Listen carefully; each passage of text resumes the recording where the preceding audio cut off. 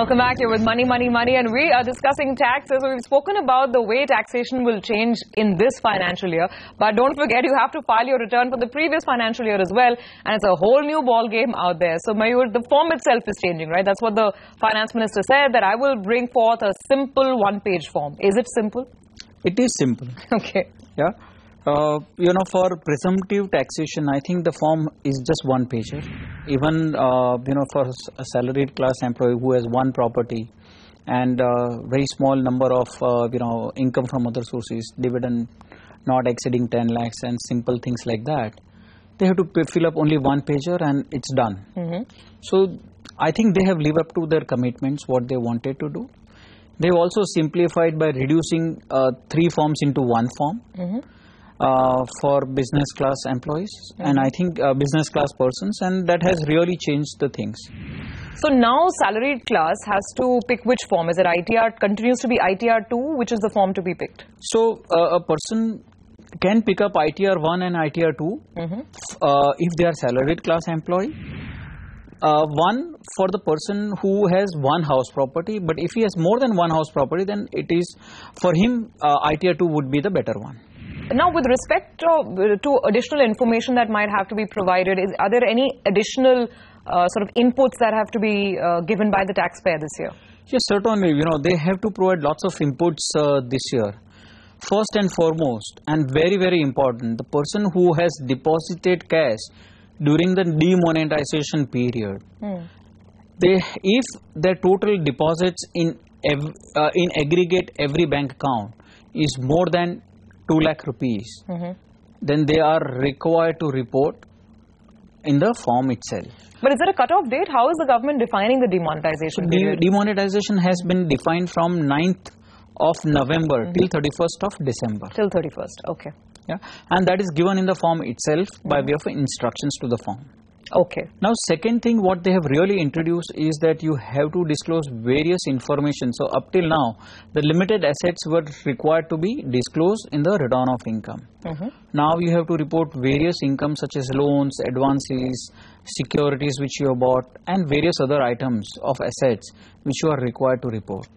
The other aspect which is there, if you have repaid any loan to any bank, that also needs to be included therein.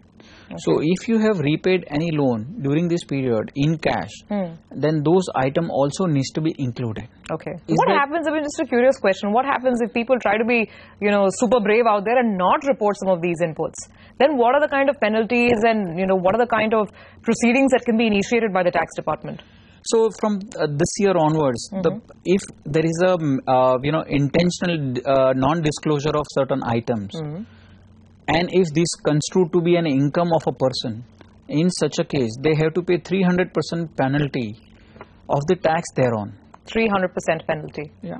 So that is the biggest, drawback which it has. And possibly if there is an intentional avoidance of tax, they may be prosecuted for that as well. Okay. So, better beware. Yeah. This time the taxman is really, really talking serious and tough, it seems. Absolutely. The other aspect which one needs to note is that, if you have any immovable property, earlier you were required to disclose that immovable property being land or building. Now, it may so happen, though there is an ambiguity over here, but if you have interest in any immovable property, such as tenancy right you have, or you have, acquired a property which is under constructions, probably that assets or that disclosure also needs to be made in the current year. Okay. So this is a one more change which has come in, and one needs to be very careful about that as well. Fair enough. Now let's also talk about the big headline, Aadhaar. So you have to disclose your Aadhaar number. What about this link between PAN and Aadhaar? What exactly is one required to do? If we recollect that while depositing cash or exchanging cash, the Aadhaar card or some evidence was required to be produced. Now they have all those data. Now they are trying to link up with having an Aadhaar card mandatory in the PAN when you file your return. So Aadhaar card is mandatory if a person is filing return post 1st July. Okay. So if a person is filing their return of income before 30th June, it is not mandatory, but thereafter it will become mandatory for all of them. Okay. Now, essentially what one has to look at is that who is eligible to apply for Aadhaar card.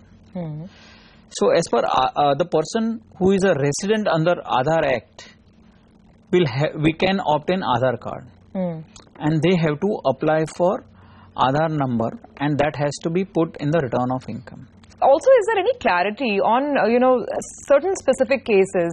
If at all there is a difference, let's say in the residential address on the Aadhaar card and some of the other proofs, the PAN or whether it's the passport or the driver's license, because people tend to move around, within the country as well. Is that going to create any kind of a situation, or as long as the numbers are in place, the PAN number and the Aadhaar number, the taxman will be happy? I think this will kind of create a challenge at times because, if say any notice is to be served to the person, which address they should serve on. Yeah. So one has to be very careful. All this alignment needs to happen now.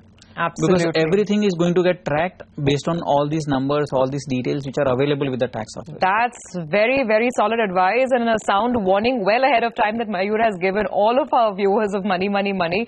Get your disclosures in place, get your documents in place, start tabulating everything because you need to file your return absolutely prim and proper this time around. Well, thanks so much, Mayur, for joining in and shedding light on all of those important topics. That's it on this week's edition of Money, Money, Money. We'll see you again next week.